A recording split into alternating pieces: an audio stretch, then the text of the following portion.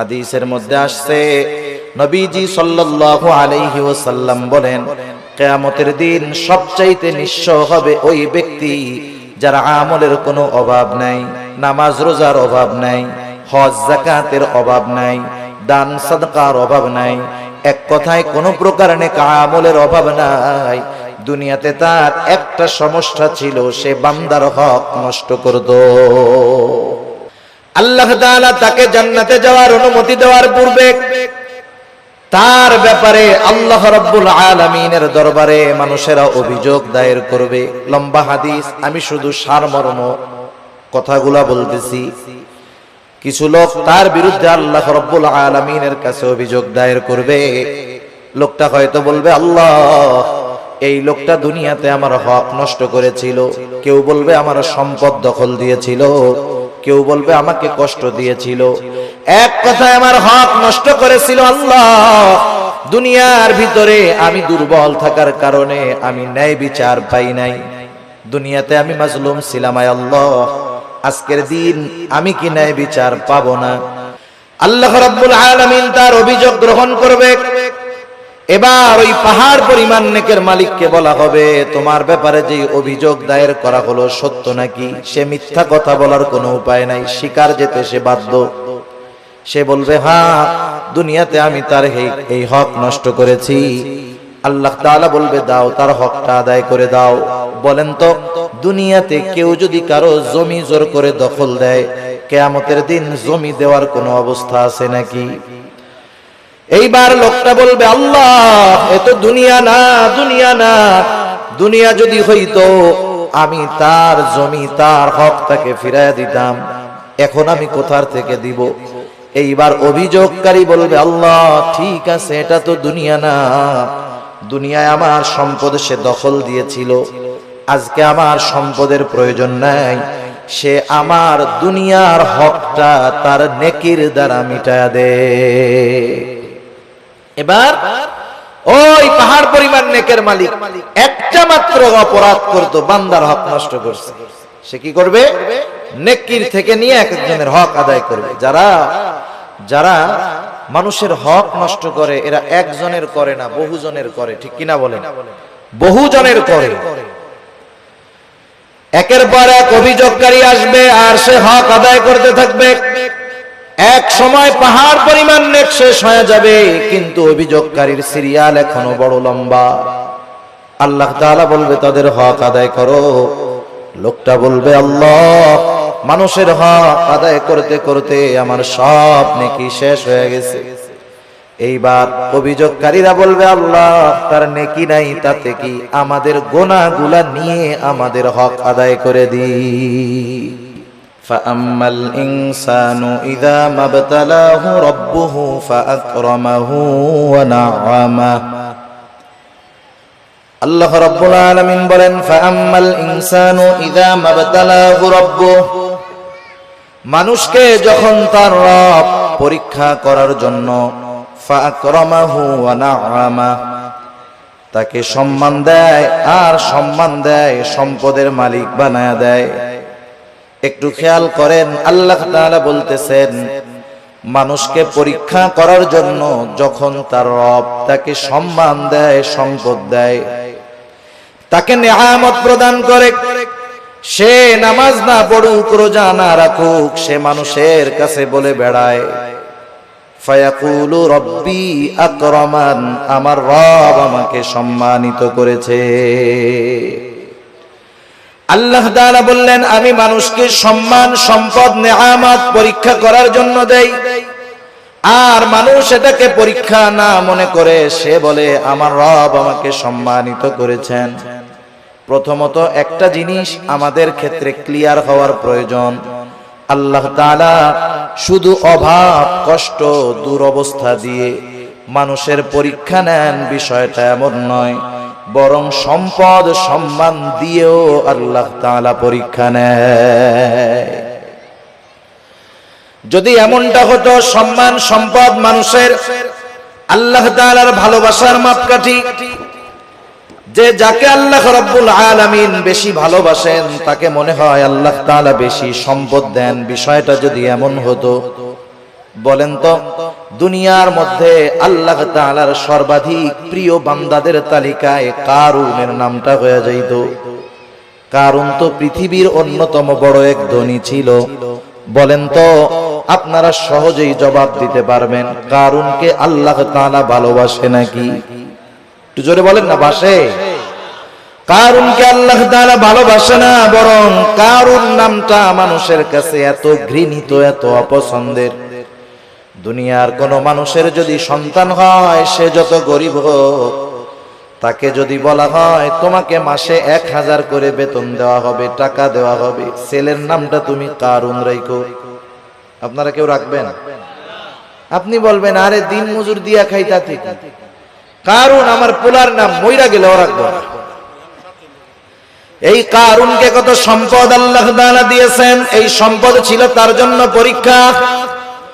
সম্পদের মালিক কারুন যখন হযরত মূসা আলাইহিস সালাম কারুনকে বলল, কারুন তুমি তোমার সম্পদের যাকাত দাও। কারুন যাকাত দিতে অস্বীকৃতি জ্ঞাপন করলো। শুধু তাই না, সে মূসা আলাইহিস সালামকে অপমান অপদস্থ করার জন্য, অপবাদ দেওয়ার জন্য একজন খারাপ মহিলাকে সে ভাড়া করলো। শিখায় দিল তুমি মানুষের সামনে বলবা মূসা আলাইহিস সালাম আমার সাথে জিনা করেছে, অপকর্মে লিপ্ত হয়েছে। এইবার যখন কারুন এই ষড়যন্ত্র চক্রান্ত করলো, আল্লাহ তাআলা বরদাস্ত করলেন না। এই কারুন যখন সম্পদের মালিক হয়, তখন কারুনের বন্ধুরা আল্লাহ তাআলার কাছে বলতো, আল্লাহ আপনি মনে হয় কারুনকেই শুধু ভালোবাসেন, আমাদেরকে ভালোবাসেন না। আমাদের সমাজেও এমন আছে, 5 বন্ধু একসাথে লেখাপড়া করেছে, একসাথে কর্মজীবন শুরু করেছে, একজন অনেক ধনী আর 4 জন গরিব। তারা আফসোস করে আর বলে দেখ আল্লাহ তাআলা ওকে ভালোবাসে, সব নেয়ামত আল্লাহ তাআলা ওকেই দিয়ে দিতেছে। কারুনের বন্ধুরাও বলতো, আল্লাহ আপনি মনে হয় কারুনকে বেশি ভালোবাসেন, এই জন্য এত সম্পদের মালিক বানায় দিচ্ছেন। কারুন যখন মূসা আলাইহিস সালামের অবাধ্য হলো, মূসা আলাইহিস সালামকে যখন অপবাদ দেওয়ার প্রচেষ্টা করলো, আল্লাহ তাআলা কারুনের উপরে গজব দিয়ে দিলেন। কারুন তার সম্পদ সহ জমিনে ডাবতে শুরু করলো। তাফসীরের মধ্যে আসছে এখনো কারুন তার সম্পদ সহ জমিনের মধ্যে ডাবতেছে, কিয়ামত পর্যন্ত ডাবতে থাকবে। যখন কারুনের বন্ধুরা কারুনের এই দুরবস্থা দেখলো, এইবার ওই গরিব বন্ধুরা বলে, আল্লাহ আপনি কারুনকে সম্পদ দিয়েছেন ঠিক, কিন্তু বাস্তবে আপনি আমাদেরকে বেশি ভালোবাসেন। সম্পদ দেখে আমরা মনে করি আল্লাহ তাআলা মনে হয় তারে ভালোবাসে, এই জন্য দিচ্ছে, বিষয়টা এমন নয়। কারুন সম্পদ পেয়েছে ঠিক, আল্লাহ তাআলার ভালোবাসা পায় নাই। আবার দুনিয়াতে অনেক মানুষ আছে সামাজিক অবস্থানের দিক দিয়ে তার সম্মান অনেক কম, সমাজের মানুষেরা তাকে গণ্যমান্য কোনো ব্যক্তি মনে করে না, সামাজিক দিক দিয়ে তাকে অবহেলা করা হয়, এমন লোক সমাজে আছে না নাই? এই মানুষগুলা অনেক সময় আফসোস করে আর বলে, আহারে সমাজের কোনো বিচার আচার সালিশে আমাকে ডাকে না, আমাকে এই সমাজের লোকই মনে করে না।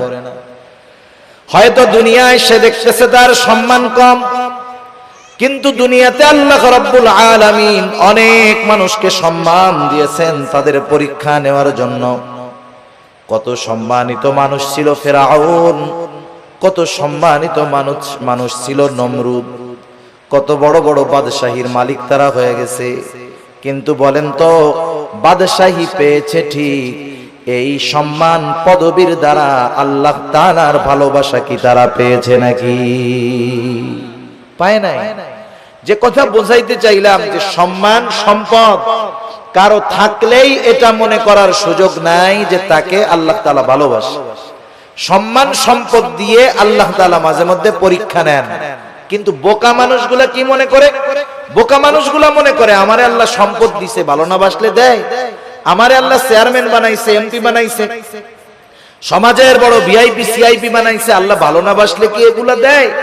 তারা এটা মনে করে, অথচ আল্লাহ কি বলেন যে তাদের রব তাদেরকে এগুলা দিয়েছে পরীক্ষা করার জন্য, আর তারা বলে আমাদের রব আমাদেরকে সম্মানিত করেছে। এরপরে আল্লাহ রাব্বুল আলামিন বলেন ওয়া আম্মা ইযা মাবতালাহু ফাকাদার আলাইহি রিজকাহ ফায়াকুলু রাব্বি আহানান। আবার মানুষকে যখন তার রব পরীক্ষা করার জন্য রিজিকের মধ্যে সংকীর্ণতা দিয়ে দেয়, অভাব দেয়, সম্মানটা কমে যায়, কষ্ট ক্লেশে সে পতিত হয়, এইবার ও এইটাকে পরীক্ষা মনে করে না, বরং তার এই অভাব কষ্ট ক্লেশের জন্য সে আল্লাহ তাআলাকে দায়ী করে।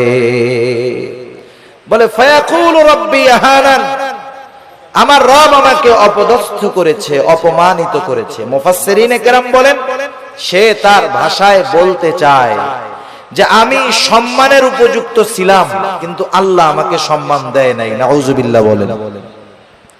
অনেক সময় অনেক জায়গায় দেখবেন, বোঝানোর জন্য বলতেছি, নির্বাচন হয় না, নির্বাচন কেউ জিতে কেউ হারে, অনেক ক্ষেত্রে কন্টেস্ট হয়, একজন হেরে গেল, সে তখন বলে হারে আমি জেতারই যোগ্য ছিলাম, কিন্তু আল্লাহ আমারে জিততে দেয় নাই। সে না জয়ী হওয়াটাকে দোষ দেয় কার? আল্লাহ তাআলা। মুফাসসিরিনে কেরাম বলেন মানুষেরা কেমন জানি বলতে চায় আমি সম্মানের উপযুক্ত ছিলাম, কিন্তু আমার রব আমারে সম্মান দেয় নাই। আমি সম্পদের উপযুক্ত ছিলাম, কিন্তু আমার রব আমাকে সম্পদ দেয় নাই। সে তার রিজিকের সংকীর্ণতাটাকে পরীক্ষা মনে করে না, বরং সে তার রিজিকের সংকীর্ণতাটাকে আল্লাহ রব্বুল আলামিনের উপরে দোষ চাপায়া দেয়। তাহলে দ্বিতীয় বিষয় ক্লিয়ার কি? দ্বিতীয় বিষয় হলো যে আল্লাহ তাআলা এক নাম্বার সম্পদ সম্মান এটাও পরীক্ষার জন্য দেন। দুই নাম্বার রিজিকের সংকীর্ণতা, দুনিয়ার কষ্ট ক্লেশ অপমান, এটাও আল্লাহ তাআলা পরীক্ষার জন্য দেন। কি দেখতে চান পরীক্ষার মাধ্যমে? আল্লাহ তাআলা দুই অবস্থাতেই দেখতে চান যে বান্দা সুখ স্বাচ্ছন্দ্যের জীবন পেয়ে আমি আল্লাহকে ভুলে যাই কিনা। আল্লাহ তাআলা দেখতে চান বান্দা কষ্ট ক্লেশে পতিত হয়ে আমি আল্লাহ তাআলাকে দোষারোপ করে কিনা। যারা আল্লাহ তাআলাকে দোষারোপ করে না, অভাব কষ্ট ক্লেশে পতিত হওয়ার পরেও আল্লাহ রাব্বুল আলামিনের উপরে সন্তুষ্ট থাকে, এরাই হলো পরীক্ষায় পাস। আর যারা সম্পদ সম্মানের মালিক হয়ে যখন নাফরমানি করে, অহংকার করে, এরা হলো পরীক্ষায় ফেল। এখন দ্বিতীয় শ্রেণীর মানুষ যখন অভাবে পড়ে আল্লাহ তাআলার ব্যাপারে বলে ফায়াকুলু রাব্বি আহানান, আমাদের রব আমাকে অপমানিত করেছে, আমার রব আমাকে অপদস্থ করেছে। তারা যখন আল্লাহ তাআলার ব্যাপারে এই কথা বলে, আল্লাহ রব্বুল আলামিন তাদের কথার বিপরীতে বলেন কাল্লা, তোমরা যেই দাবি করো সেটা কখনো সঠিক নয়। জবাব দিচ্ছে কে? আল্লাহ তাআলা। কোন কথার? যে তারা বলে যে আমার রব আমাকে কি করছে? অপমান করছে। আল্লাহ তাআলা বলেন কাল্লা, কখনো নয়। না বোধক শব্দ আছে অনেকগুলা, যেমন একটা শব্দ হলো লা, সাধারণ শব্দ না। কাল্লা কখনো নয়, এটা আরো দৃঢ়তার সাথে না বোধক অর্থ বোঝায়।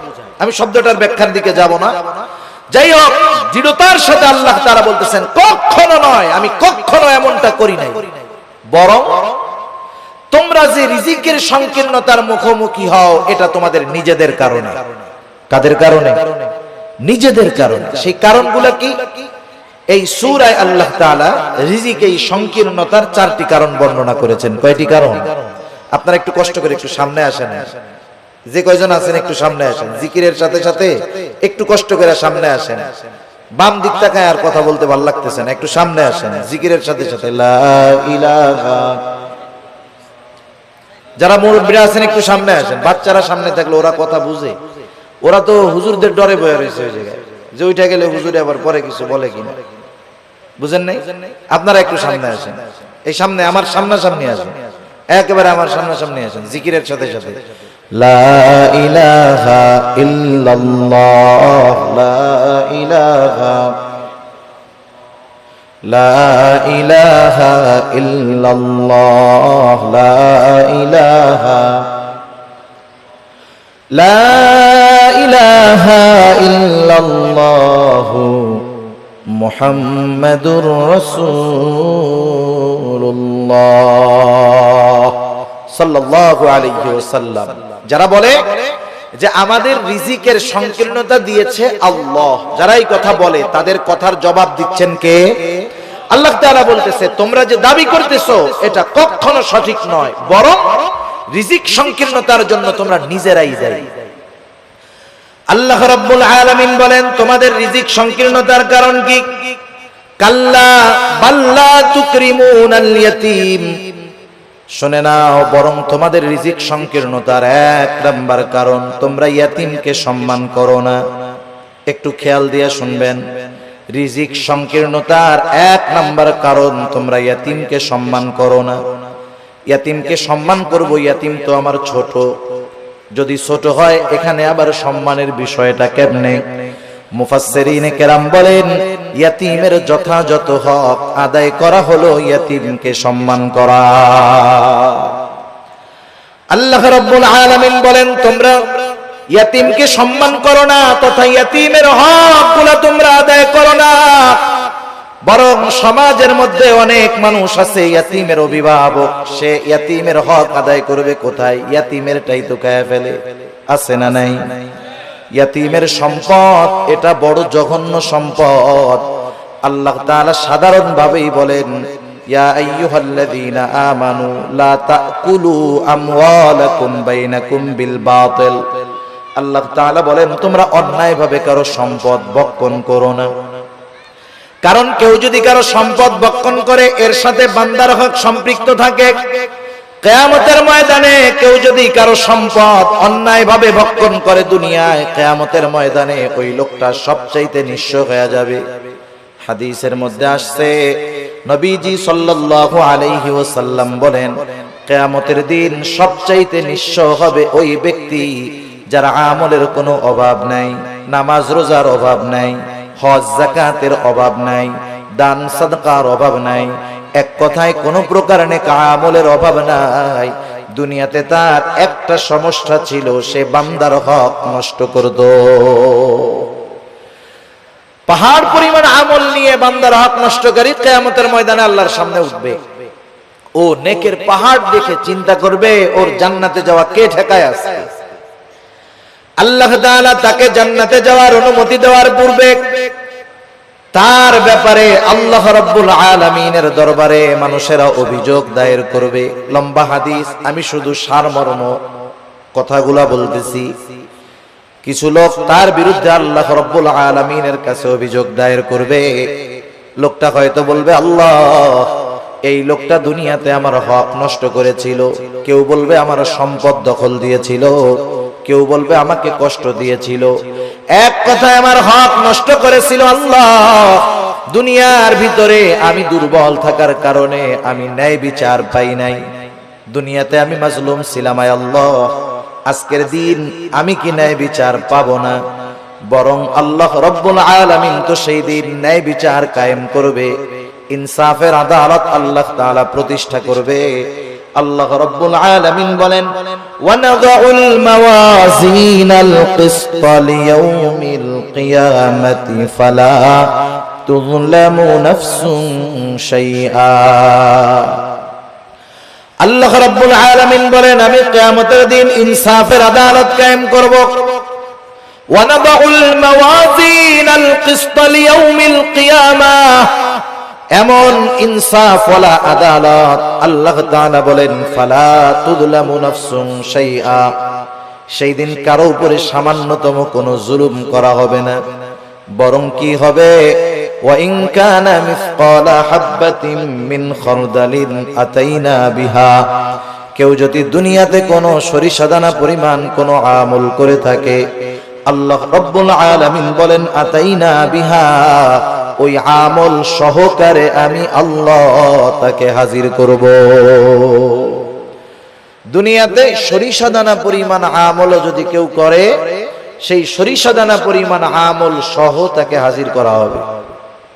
শুধু হাজির করবে আল্লাহ তাআলা তা না, বরং আল্লাহ সুবহানাহু ওয়া তাআলা ওই আমলের হিসাব নেবেন। সুবহানাল্লাহ। মোট কথা সেই দিন আল্লাহ তাআলা ন্যায় বিচার করবে। লোকটা এবার আল্লাহ তাআলার কাছে অভিযোগ দায়ের করবে, আল্লাহ রাব্বুল আলামিন তার অভিযোগ গ্রহণ করবে। এবার ওই পাহাড় পরিমাণ নেকের মালিককে বলা হবে, তোমার ব্যাপারে যে অভিযোগ দায়ের করা হলো সত্য নাকি? সে মিথ্যা কথা বলার কোনো উপায় নাই, স্বীকার যেতে সে বাধ্য। সে বলবে, হ্যাঁ, দুনিয়াতে আমি তার এই হক নষ্ট করেছি। আল্লাহ তাআলা বলবে, দাও, তার হকটা আদায় করে দাও। বলেন তো, দুনিয়াতে কেউ যদি কারো জমি জোর করে দখল দেয়, কিয়ামতের দিন জমি দেওয়ার কোনো অবস্থা আছে নাকি? এইবার লোকটা বলবে, আল্লাহ, এ তো দুনিয়া না, দুনিয়া না। দুনিয়া যদি হইতো আমি তার জমি, তার হক তাকে ফিরাইয়া দিতাম, এখন আমি কোথার থেকে দিব? এইবার অভিযোগকারী বলবে, আল্লাহ, ঠিক আছে, এটা তো দুনিয়া না। দুনিয়ায় আমার সম্পদ সে দখল দিয়েছিল, আজকে আমার সম্পদের প্রয়োজন নাই, সে আমার দুনিয়ার হকটা তার নেকির দ্বারা মিটায়া দে। এবার ওই পাহাড় পরিমাণ নেকের মালিক একটা মাত্র অপরাধ করতো, বান্দার হক নষ্ট করছে, সে কি করবে? নেকির থেকে নিয়ে এক একজনের হক আদায় করবে। যারা মানুষের হক নষ্ট করে, এরা একজনের করে না, বহুজনের করে, ঠিক কিনা বলেন? বহুজনের করে। একের পর এক অভিযোগকারী আসবে আর সে হক আদায় করতে থাকবে। এক সময় পাহাড় পরিমাণ নেক শেষ হয়ে যাবে, কিন্তু অভিযোগকারীর সিরিয়াল এখনো বড় লম্বা। আল্লাহ তাআলা বলবে, তাদের হক আদায় করো। লোকটা বলবে, আল্লাহ, মানুষের হক আদায় করতে করতে আমার সব নেকি শেষ হয়ে গেছে। এইবার অভিযোগকারীরা বলবে, আল্লাহ, তার নেকি নাই, তাতে কি? আমাদের গোনাগুলা নিয়ে আমাদের হক আদায় করে দিই। এইবার সে মানুষের হক আদায় করতে করতে পাহাড় পরিমাণ গুনার মালিক হয়ে যাবে। রাসূলুল্লাহ সাল্লাল্লাহু আলাইহি ওয়াসাল্লাম বলেন, কিয়ামতের ময়দানে ওই লোকটার মতো নিঃস্ব আর কেউ নাই, যে দুনিয়াতে তার আমলের কোনো অভাব ছিল না, কিন্তু সে বান্দার হক নষ্ট করার কারণে কিয়ামতের দিন সব নেক অন্যকে দিয়ে দিতে হবে, আর সে তার নেকের বদলে গুনার পাহাড়ের মালিক হয়ে যাবে। ইয়াতীমের হক যারা নষ্ট করে, সাধারণত ভাবে এক নম্বরে তারা মানুষের হক নষ্টকারী হয়। ইয়াতীমের সম্পদটা আরো জঘন্য। আল্লাহ তাআলা কোরআনুল কারীমের মধ্যে বলেন, ইন্নাল্লাযীনা ইয়াকুলুনা আমওয়ালাল ইয়াতামা যুলমা ইন্নামা ইয়াকুলুনা ফি বুতুনিহিম নারা। আল্লাহ রাব্বুল আলামিন বলেন, নিশ্চয়ই যারা অন্যায়ভাবে ইয়াতীমের সম্পদ ভক্ষণ করে, ইন্নামা ইয়াকুলুনা ফি বুতুনিহিম নারা, সে কেমন যেন আগুনের দ্বারা তার পেটকে ভরপুর করে। আপনারা একটু জবাব দিবেন, বলেন তো, আগুনের স্থান জান্নাত নাকি জাহান্নাম? নিঃসন্দেহে জাহান্নাম। আল্লাহ তাআলা বলেন, ওয়াসায়াসলাউনা সাঈরা, অচিরেই তাকে জাহান্নামের মধ্যে নিক্ষেপ করা হবে। সেজন্য ইয়াতীমের অসম্মান মানে ইয়াতীমের সম্পদ দখল দেওয়া, ইয়াতীমের সম্পদ ভক্ষণ করা। দুই নাম্বার, ইয়াতীমের সম্মান করা, অর্থাৎ তার সাথে সদাচরণ করা, ভালো ব্যবহার করা। অনেক সময় আমাদের অনেকের ঘরে ইয়াতীম বাচ্চা থাকে, নিজের আত্মীয় স্বজন। অনেক সময় এমন হয়, আপন চাচার ঘরে ভাইয়ের ছেলে ইয়াতীম, মা বাবা মারা গেছে, ছোট বাচ্চা ইয়াতীম। আপন চাচা ওই ইয়াতীমের সাথে খারাপ আচরণ করে, খারাপ ব্যবহার করে, বরং ছলে বলে কলে কৌশলে সে যদি পারে। একজনের সম্পদ আছে, ইয়াতীম, সে সম্পদের মুখাপেক্ষী না, কিন্তু তার তো মা বাবা নাই, সে একটু স্নেহ মোহাব্বত ভালোবাসার মুখাপেক্ষী, ঠিক কিনা বলেন? ইয়াতীম হইলেই যে তারে খাওয়াইতে হয় সব, বিষয়টা এমন না। বরং সমাজে অনেক ধনী ইয়াতীম আছে, সে একটু মানুষের ভালো আচরণ, একটু মোহাব্বত ভালোবাসার আশা করে। তার সাথে যদি কেউ খারাপ আচরণ করে, ইয়াতীম বাচ্চার অন্তরের মধ্যে আঘাত লাগে, আহারে, আমার আব্বু যদি বেঁচে থাকতো তাইলে আমার সাথে কেউ এমন খারাপ আচরণ করতো না।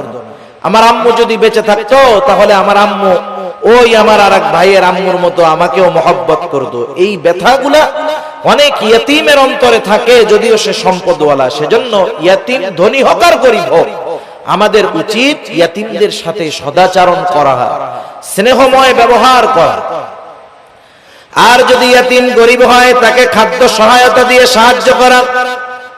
আমার আপনার যদি অ্যাবিলিটি থাকে, আমি আপনি যদি কোনো ইয়তীমের অভিভাবক হতে পারি, তার পোশাক, লেখাপড়া, খাবার দাবার, মৌলিক চাহিদা পূরণের ব্যবস্থা করতে পারি, একজন ইয়তীমের অভিভাবকত্ব যদি আমি গ্রহণ করতে পারি, অসম্ভব নয়। আপনি 5 জন 7 জন মানুষকে চালান, এর সাথে আরেকজন মানুষকে তার মৌলিক চাহিদা পূরণের জন্য সাথে রাখলে সেটা অসম্ভব নয়। কেউ যদি কোনো ইয়তীমের দায়িত্বভার গ্রহণ করতে পারে, ইয়তীমকে লেখাপড়া শেখাতে পারে, ইয়তীমের অভিভাবক হতে পারে, নবীজি সাল্লাল্লাহু আলাইহি ওয়াসাল্লাম বলেন, আনা ওয়া কাফিলুল ইয়তীম কাহাতাইনি ফিল জান্নাহ। নবীজি সাল্লাল্লাহু আলাইহি ওয়াসাল্লাম বলেন, আমি আর ইয়তীমের অভিভাবক জান্নাতের মধ্যে এমন করে পাশাপাশি অবস্থান করব। 2 আঙ্গুলের ইশারা দিয়ে নবীজি বুঝায়া দিলেন, এই 2টা আঙ্গুল যেমন পাশাপাশি অবস্থান করে, ইয়তীমের অভিভাবক আর নবীজি সাল্লাল্লাহু আলাইহি ওয়াসাল্লাম এমন ভাবে পাশাপাশি অবস্থান করবে। তাহলে ইয়তীমের সম্মানের তৃতীয় অর্থ যে যদি পারা যায়, তাহলে ইয়তীমের অভিভাবকত্বের দায়িত্ব গ্রহণ করা। আপনি আমি পুরাটা পারি না, মাসে 500 টাকা দিয়ে একটা ইয়তীমের খরচ বহন করতে পারি, বছরে 1000 টাকা দিয়ে পারি যে এটা আমি শুধুমাত্র ইয়তীমদের জন্য দিলাম। আবার দেখেন, একদিন এক সাহাবী রাসূলুল্লাহ সাল্লাল্লাহু আলাইহি ওয়াসাল্লামের কাছে আসছে, আসার পরে বলতেছে, ইয়া রাসূলুল্লাহ, আমার হৃদয়টা বড় কঠোর, হৃদয়টা বড় শক্ত, আমি আমার এই শক্ত হৃদয়টাকে কেমন করে নরম বানাতে পারি, আমাকে একটু আমল শিখায় দেন। নবীজি সাল্লাল্লাহু আলাইহি ওয়াসাল্লাম বললেন, শোনো কি করবা। নবীজি বললেন, আমসিহ রাসাল ইয়াতীম ওয়া আত'ইমিল মিসকিন, তুমি ইয়তীমের মাথায় বেশি বেশি হাত বুলায় দাও আর মিসকিনদেরকে বেশি বেশি খানা খাওয়াও। ইয়তীমের মাথায় হাত বুলায় দিলে মানুষের অন্তর কোমল হয়, নরম হয়। শক্ত হৃদয়, কঠিন হৃদয় নরম হয়ে যায়। সাহাবায়ে কেরাম তারা এসে বলতেছে, নবীজি আমাদের অন্তর নরম হয়ে গেছে, একটু আমল বলে দেন যেটা করলে দিলটা নরম হবে। নবীজি কি বললেন? ইয়তীমের মাথায় হাত বুলায় দাও।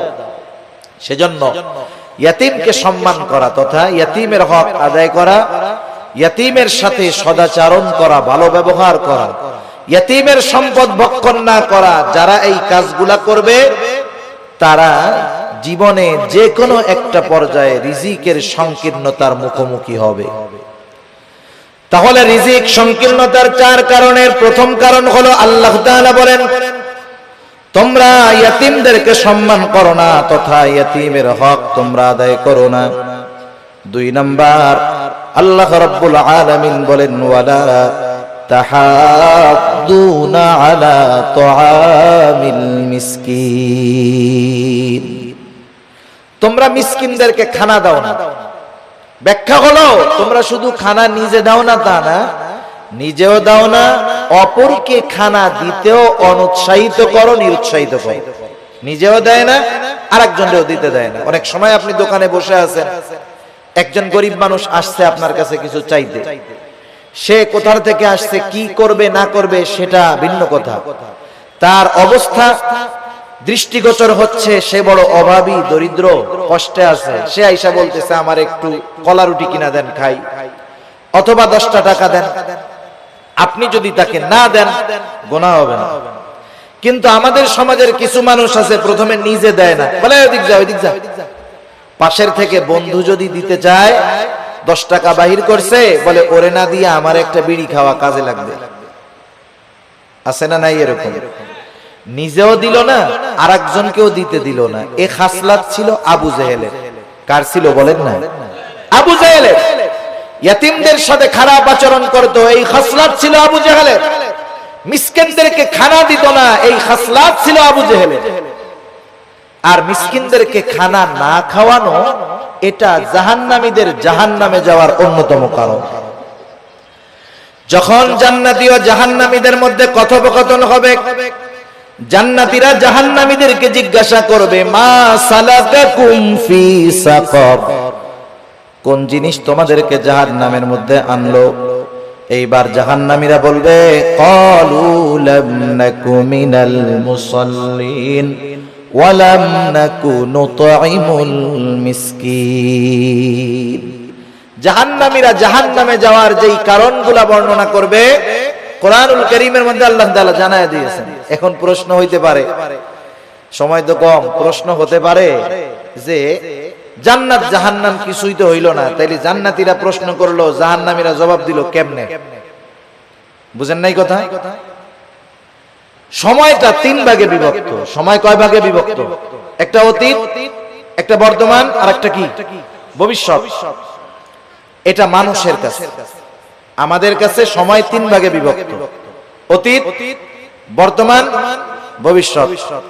আর আল্লাহ তাআলার কাছে সময় একটাই, সেটা হলো প্রেজেন্ট। সব কিছু বর্তমান, কি হয়েছে, হচ্ছে, হবে, সব আল্লাহ তাআলার ইলমের মধ্যে আছে, সব হাজির, সব প্রেজেন্ট আল্লাহ তাআলার কাছে। যেটা আমাদের কাছে ভবিষ্যৎ, সেটা আল্লাহ তাআলার কাছে কি বর্তমান। যেটা আমাদের কাছে অতীত, সেটা আল্লাহ তাআলার কাছে বর্তমান। সেজন্য আল্লাহ তাআলার ইলমের মধ্যে সব আছে, সহজ হিসাব। জাহান্নামীরা জাহান্নামে যাওয়ার কারণ হিসাবে বলবে, আমরা মুসল্লি ছিলাম না, নামাজি ছিলাম না।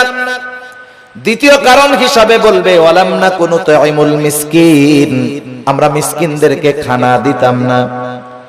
আসেন, আল্লাহ তাআলা বলতেছে দুনিয়ায় রিজিক সংকীর্ণতার দ্বিতীয় কারণ হলো তোমরা মানুষদেরকে, মিসকিনদেরকে খানা দাও না, নিজেও দাও না, অপরকে নিরুৎসাহিত করো।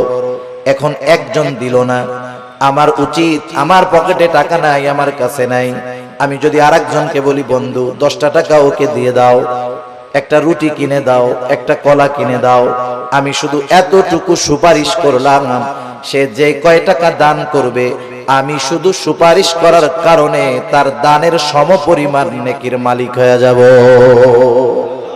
কিন্তু আমাদের খাসলাত কি, নিজেও দেই না, আরেকজনকেও দিতে মানা করি।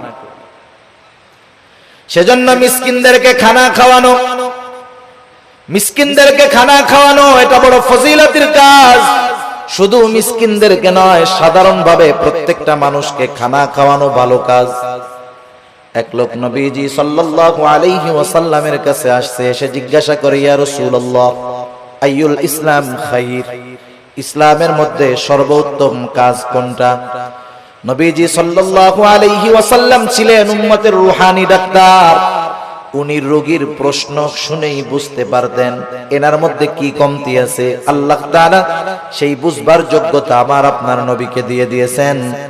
একই প্রশ্নের উত্তর বিভিন্ন জনের ক্ষেত্রে নবীজি বিভিন্নটা দিয়েছেন। এটা অবস্থার আলোকে নবীজি সাল্লাল্লাহু আলাইহি ওয়াসাল্লাম এবার বললেন, তুতঈমুত তাআম ওয়া তাকরাউস সালাম আলা মান আরাফতা ওয়া মান লাম তা'রিফ, তুমি বেশি বেশি মানুষকে খানা খাওয়াও, আর পরিচিত অপরিচিত সবাইকে বেশি বেশি সালাম দাও। এখানে নবীজি সাল্লাল্লাহু আলাইহি ওয়াসাল্লাম খানা খাওয়ানোর কথা বলছেন ঢালাও ভালো। সাধারণ মানুষকেও যদি মানুষ খানা খাওয়ায় দুনিয়ার স্বার্থে নয়, তাইলে এর মধ্যে লাভ আছে। এক মুসলমানের অপর মুসলমান দাওয়াত দিলে সেই দাওয়াত কবুল করতে হবে, এটা এক মুসলমানের উপরে অপর মুসলমানের একটা হক। কিন্তু এখন দাওয়াত যিনি দেন তিনিও স্বার্থ সামনে রেখে দেন। আর দাওয়াত যখন কেউ দেয়, বিবাহের দাওয়াত দিলে টেনশনে পড়ে যান। ওনার বেতন মাসে 20,000, 4 শুক্রবার 5টা শুক্রবারে যদি 5টা বিয়ার দাওয়াত আসে, কাম শেষ, সংসার আর চলবে না। যারা দাওয়াত দেয় ওই আশাই দেয় যে অমুকরে দাওয়াত দিলে 5,000 টাকা দিব না। এই ধরনের দাওয়াত দিয়ে যারা দুনিয়ার প্রত্যাশী, দুনিয়ার বিনিময়ে খাবার দিতে চায়, এদের খানা খাওয়ানোর মধ্যে কোনো ফজিলত নাই। বরং খানা খাওয়াইতে হবে একমাত্র আল্লাহ তাআলার জন্য। আল্লাহ রাব্বুল আলামিন বলেন, এক শ্রেণীর বান্দা, তাদের অবস্থা কি? তারা মানুষদেরকে খানা খাওয়ায় কি জন্য? তারা বলে, ইন্নামা নুতঈমুকুম লিওয়াজহিল্লাহ লা নুরিদু মিনকুম জাযাআও ওয়ালা শুকুরা। তারা বলে ইন্নামা নুতঈমুকুম লিওয়াজহিল্লাহ, আমরা তোমাদেরকে খানা খাওয়াইছি একমাত্র কার জন্য? আল্লাহ তাআলার জন্য। আপনি একজনকে দাওয়াত দিয়ে খাওয়াচ্ছেন, এটা আল্লাহর জন্য খাওয়ান, এই খাওয়ানোর মধ্যে নেকি হবে। লা নুরিদু মিনকুম জাযাআ, তোমাদেরকে খানা খাওয়াইছি আল্লাহ তাআলার জন্য। লা নুরিদু মিনকুম জাযাআ, আমরা তোমাদের কাছে কোনো প্রতিদান চাই না, কিন্তু আমরা খাওয়াইয়া টেবিল একটা বিছায়া রাখি। আসেনি আপনাদের এলাকায়? টেবিল বিছানোর দ্বারাই বোঝা যায় ভিক্ষা চাইতেছে। এই ভিক্ষামূলক কাজটা বাদ দিয়েন। কেউ যদি দিতে চায় আলাদাভাবে দিবে, কেউ যদি না দিতে চায় দরকার নাই। এই গুণটা আমাদের মধ্যে হওয়ার দরকার। আমরা বলবো ইন্নামা নুতঈমুকুম লিওয়াজহিল্লাহ, তোমাদেরকে আমরা আল্লাহর জন্য খানা খাওয়াইছি, সুতরাং তোমাদের কাছে আমরা কোনো প্রতিদান চাই না। লা নুরিদু মিনকুম জাযাআ, তোমাদের কাছে কোনো প্রতিদান তো চাই না। ওয়ালা শুকুরা, এই খাবার খাইয়া আমাদেরকে ধন্যবাদও দেওয়ার দরকার নাই। এই রকম খাবার যদি আমরা কাউকে খাওয়াইতে পারি, ওই খাওয়ানোর মধ্যে ফজিলত আছে, নেকি আছে। আর যদি টেবিল পাইতা বৈশা থাকি, এটা ভিক্ষুকের মতো কর্মকাণ্ড। আর খাওয়াইলাম আবার টাকাও চাইলাম। যাই হোক, রাসূলুল্লাহ সাল্লাল্লাহু আলাইহি ওয়াসাল্লাম খানা খাওয়ানোর ফজিলতের কথা বলছেন। আর যদি সে একজন দুস্থ হয়, অসহায় হয়, মিসকিন হয়, তাকে যদি খানা খাওয়ানো হয় কতটা খুশি হবে। এই জন্য মিসকিন অসহায় যারা আছে এদেরকে আমরা খানা খাওয়াবো।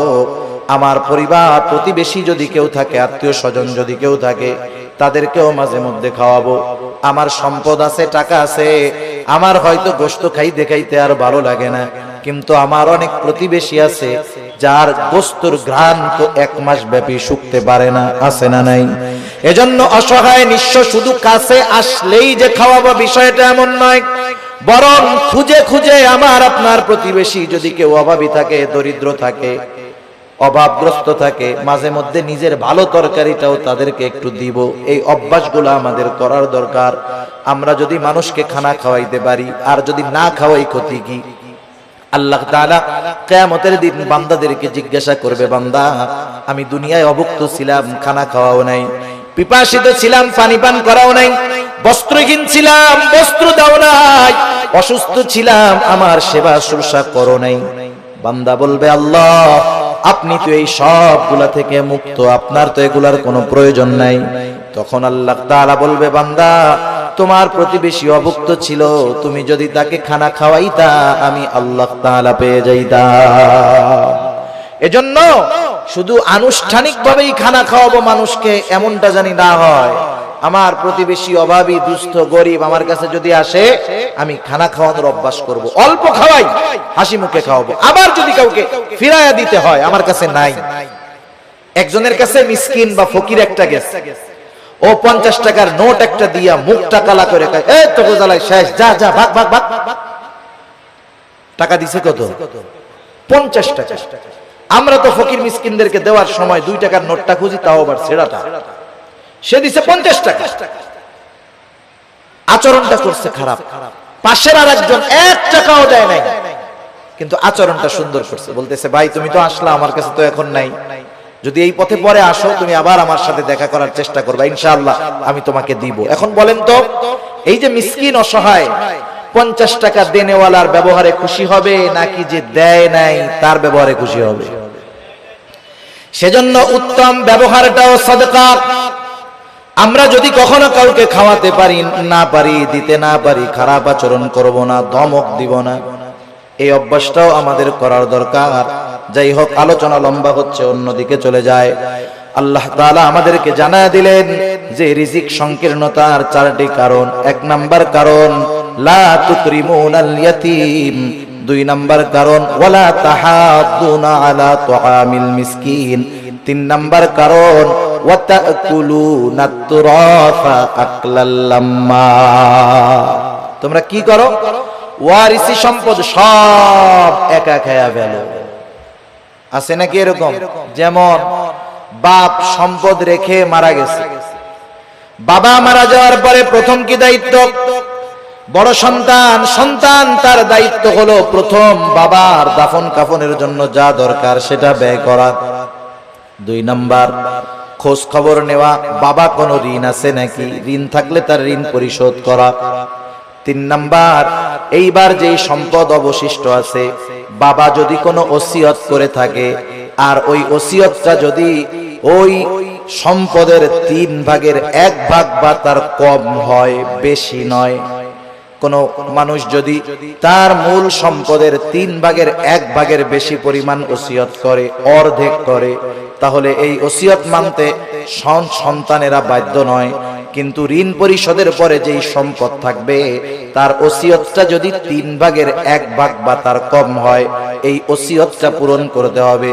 এরপরে যেই সম্পদ অবশিষ্ট থাকবে, অভিভাবক বড় হিসাবে বড় ভাইয়ের দায়িত্ব হলো যথাযথভাবে সব ওয়ারিসদের মাঝে বাবার সম্পদগুলো বন্টন করে দেওয়া। কিন্তু আফসোস, এই দায়িত্ব অধিকাংশ ক্ষেত্রে আমাদের দেশের ভাইরা পালন করে না, বরং বিলম্ব করতে থাকে। অনেক ক্ষেত্রে অন্যান্য ওয়ারিসদেরকে তারা ছলে বলে কলে কৌশলে সম্পদ বঞ্চিত করে দেয়। আছে না? আছে। বোনের হক আছে, সম্পদ বন্টন হয় নাই, 10 বছর ধরে বাবা মারা যাওয়ার পরে ভাই খাইছে সব, দোকান ভাড়া, বাসা ভাড়া, জমির ফসল, গাছের ফল সব খাইছে।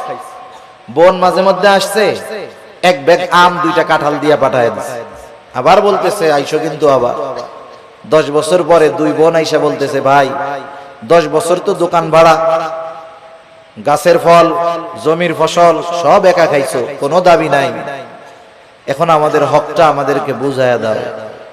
আর যদি তুমি রাখতে চাও, এই সম্পদের ন্যায্য মূল্য আমাদেরকে দিয়ে দাও। বলেন তো, 10 বছর পরে বোন এসে ভাইদের কাছে যদি তার হক বুঝতে চায়, ভাই খুব খুশি মনে দিয়ে দিবে, তাই না? মুখটা পুইড়া একেবারে কালা হয়ে যাবে। সম্পদ দিয়ে দিবে, দিতে তো বাধ্য, বোনরা নিয়ে যাবে, তখন বলবে গেলি সম্পর্ক শেষ কইরা গেলি। এই যে কথার দ্বারা কি বুঝতেছেন? ভাই চাইছিল ওই সম্পদগুলো সব একা খাওয়ার জন্য, বোনরা জানি এই সম্পদ না চায়, সে সেটা চেয়েছিল। এই ধরনের চাহিদা আমাদের কারো মধ্যে যদি থাকে, যদি চিন্তা করি যে আমি 1 ভাই 5টা বোন আছে, সম্পদ যদি বন্টন হয়ে যায় আমার সম্পদে কমতি পড়ে যাবে, আমার সন্তানেরা সম্পদ কম ভাগে পাবে, ও যদি চিন্তা করে ওই সম্পদ তার সম্পদে প্রবৃদ্ধি দিবে, ভুল, বরং আল্লাহ তাআলা এমন বিমার দিবে সব সম্পদ শেষ হয়ে যাবে। ঠিক কিনা বলেন? এরকম বহুত মানুষ আমরা দেখছি, মানুষের হক নষ্ট করে সম্পদের পাহাড় বানায় ফেলছে। আল্লাহ তাআলা রিজিকের দরজা ক্লোজ করে দিয়েছে, ভোগ করতে পারে নাই, সম্পদ সব চিকিৎসা করতে করতে শেষ। সেজন্য ওয়ারিসি সম্পদ ভক্ষণ করার চেষ্টা করব না, এখানেও বান্দার হক আছে। সেজন্য নিজ দায়িত্বে ওয়ারিসদের সম্পদগুলা ফিরাইয়া দিব, খবরদার ঠকানোরও চেষ্টা করব না। অনেক সময় জমি আছে রাস্তার পাশে, 3 ভাগ করার সময় আমি রাস্তার পাশের টুকু নেই, এরপরে পেছন আলারে দেই, এরপরে তারে দেই। বলেন তো, যেই জমির সাথে রাস্তা নাই, ওই জমির সাথে রাস্তা না থাকার কারণে যেই জমির সাথে রাস্তা আছে, ওই জমির পাশেও যদি জমিটা হয়, শুধু রাস্তা না থাকার কারণে ওই জমিটার দাম অর্ধেক হয়ে যায়। সেজন্য বন্টনের ক্ষেত্রে সিস্টেম মুআফিক করতে হবে, ঠকানো যাবে না কাউকে। আল্লাহ তাআলা বলেন, তোমাদের রিজিক সংকীর্ণতার 3য় কারণ ওয়াতাকুলুনাত তুরাসা আকলাল লাম্মা, ওয়ারিসি সম্পদ সব তোমরা একা ভক্ষণ করে ফেলো। 4 নম্বর আল্লাহ তাআলা বলেন ওয়া তুহিব্বুনাল মালা হুব্বান জাম্মা, মানুষ যে এই আকামগুলা করে, গুনাহগুলা করে, এর অন্যতম কারণ কি? মালের মহব্বত। কিসের মহব্বত? মালের মহব্বত, সম্পদের মহব্বত, দুনিয়ার মহব্বত। দুনিয়াতে সম্পদ উপার্জন করা মানা না। কেউ যদি মনে করে সম্পদ উপার্জন করা মানা, তাহলে সে ভুলের মধ্যে আছে। কিন্তু সব সম্পদ উপার্জন করতে গিয়ে আল্লাহ তাআলাকে যদি ভুলে যায়, এটাই হলো তার জন্য ক্ষতির কারণ। এজন্য আল্লাহ তাআলা বলেন, ইয়া আইয়ুহাল্লাযীনা আমানু লা তুলহিকুম আমওয়ালুকুম ওয়ালা আওলাদুকুম আন যিকরিল্লাহ।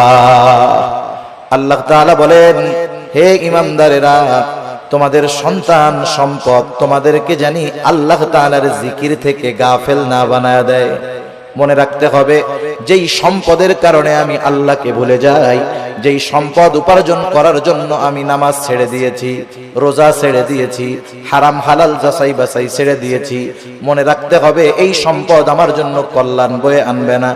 যেই সন্তানের চিন্তায় আমি নামাজ রোজা বাদ দিয়ে তার ভবিষ্যতের কথা চিন্তা করে সম্পদের পাহাড় আমি গড়তেছি, এই সন্তান আমার জন্য কল্যাণ বয়ে আনবে না। এজন্য আল্লাহ তাআলা বলেন, বান্দা তুমি যদি সম্পদ সন্তানের কারণে আমি আল্লাহর জিকির থেকে গাফেল হয়ে যাও, এটা তোমার জন্য ক্ষতির কারণ।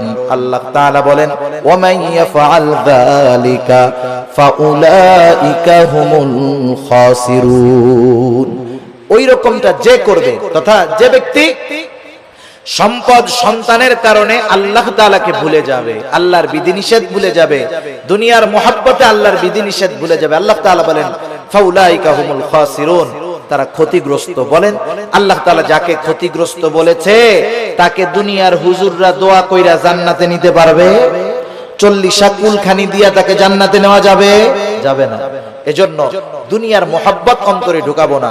আমি দুনিয়া উপার্জন করব বৈধ পন্থায়, কিন্তু নামাজের সময় নামাজ, সঠিক সময়ে যাকাত, হজ ফরজ হলে হজ। এখন এই সম্পদ আমার জন্য তাহলে নেয়ামত হবে, কারণ আল্লাহ তাআলা সম্পদকে পরীক্ষাও বলেছেন, দুনিয়ার অলংকারও বলেছেন। আল্লাহ তাআলা এক জায়গায় বলেন, ইন্নামা আমওয়ালুকুম ওয়া আওলাদুকুম ফিতনাহ। আল্লাহ তাআলা বলেন, নিশ্চয়ই সম্পদ সন্তান এগুলা তোমাদের জন্য ফিতনা, পরীক্ষা। আবার আল্লাহ তাআলা এক জায়গায় বলেন, আল মালু ওয়াল বানুনা জিনাতুল হায়াতিদ দুনিয়া। আল্লাহ তাআলা বলেন, আল মালু ওয়াল বানুন, সম্পদ সন্তান এগুলা দুনিয়ার অলংকার। দুনিয়াতে যার সম্পদ নাই, সন্তান নাই, সে কেমন নিঃস্ব নিঃস্ব ভাব। কিন্তু যার সম্পদ আছে, সন্তান আছে, সাথে সাথে সে যদি দ্বীনের উপরে চলে, সে তো একজন সফল ব্যক্তি। সে সম্পদওয়ালা, মালদার, তবে দিনদার। আর কিছু মানুষ আছে মালদার তবে দুনিয়াদার। আল্লাহ তাআলা আমাদের সবাইকে মালদার দিনদার হওয়ার তৌফিক দান করুক। সকলে বলি আমিন।